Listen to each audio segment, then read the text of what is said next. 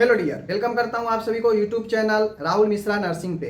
My dear, आज का video में मैं यहां पे बताने वाला हूं कि जो बिहार में एएनएम 10,709 पदों पर जो बहाली अपना आया था, वहां पे बहाली अभी तक कुछ सुगबुगाहट बहाली का नहीं है कि आखिर बहाली कब तक क्लियर होगा।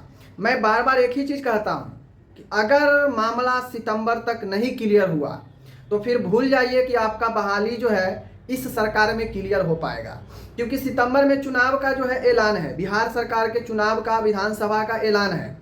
और सितंबर अगस्त में आपके केस क्लियर नहीं होते हैं, जो कि आपके पास मई जून जुलाई अगस्त 4 महीना समय है।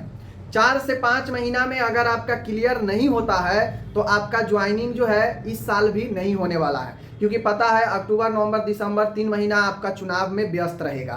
समझ लीजिए बातें को, फिर आप 2026 का ही आशा कीजिएगा। और ये बात मैं आज से नहीं, बहुत दिनों से मैं बता रहा हूं कि जो बहाली 10,709 एएनएम के बहाली आई थी, वो बहाली अभी तक अटकी पड़ी है। और यही रीजन है कि तमाम हेल्थ डिपार्टमेंट में बहाली जो है आ गया, लेकिन एएनएम का बहाली अभी नहीं आया।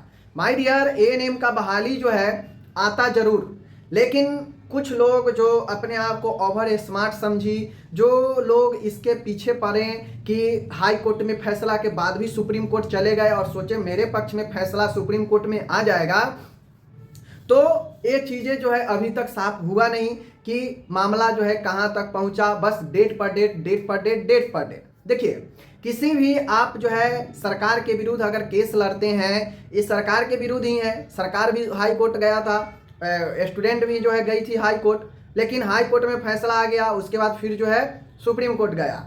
सुप्रीम कोर्ट में दो स्टूडेंट आपस में लड़ रहा है, सरकार इसमें मजा ले रहा है। ठीक है, सरकार मजा कैसे है, तो सरकार तो निश्चिंत है कि भाई हम तो इतना बहाली दे चुके हैं, अब आप लोग खुद बहाली के फंसा के रखे हो तो मैं क्या करूं। ठीक है, देखिए आप लोग को ये चीज़ें पता होना चाहिए कि बिहार में अभी चुनाव है, और चुनावी वर्ष में ही आप लोग ऐसे फंसा दिए ना पिछले साल भर से बहाली को, कि सरकार को भी एक बहाना मिल गया कि बहाली तो खुद स्टूडेंट फंसा के रखी है, तो मैं इसमें क्या करूं, न्यायालय में मामला है तो मैं इसमें क्या करूं, वरना मैं तो 11,000 का लगभग एएनएम का बहाली में दे रखा था। समझ लीजिए बातें को। तो होशियारी, मैं आज से नहीं पिछले 6-7 महीना से चीज़ें कह रहा हूँ कि होशियारी और बुद्धिजीवी इसी में है कि आप लोग केस को सॉर्ट आउट करवाइए।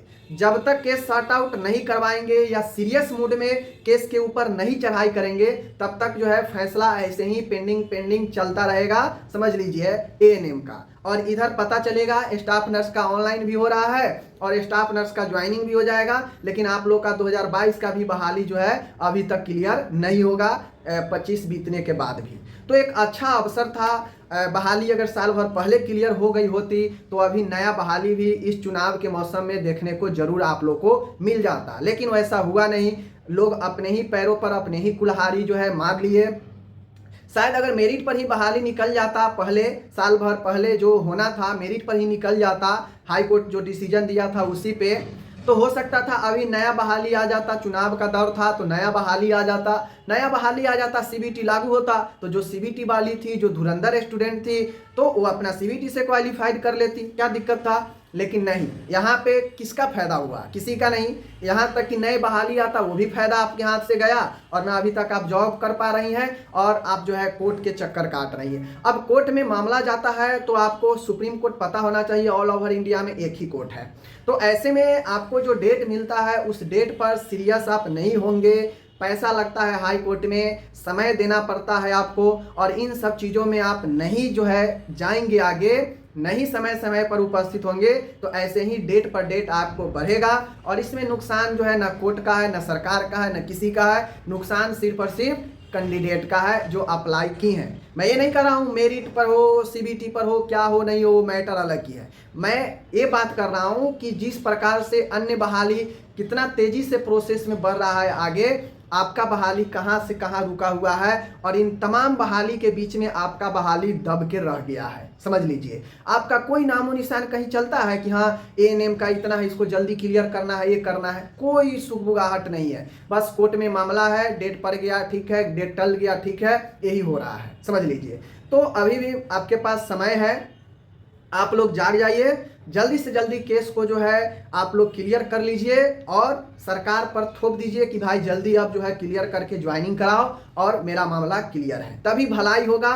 वरना कुछ दिन ऐसे ही चलते रहेगा, फिर आपका चुनाव का समय आ जाएगा 2-4 महीना के बाद, फिर चुनाव होगा 2-3-4 महीना चुनाव में, फिर नए सरकार के गठन में कुल मिला के आपका 2026 मार्च अप्रैल आ जाएगा, तब जाके कुछ होगा और पता चलेगा कि लीजिए 2 साल जो है हम केस में ही लटका दिए और इसका परिणाम कुछ नहीं मिला।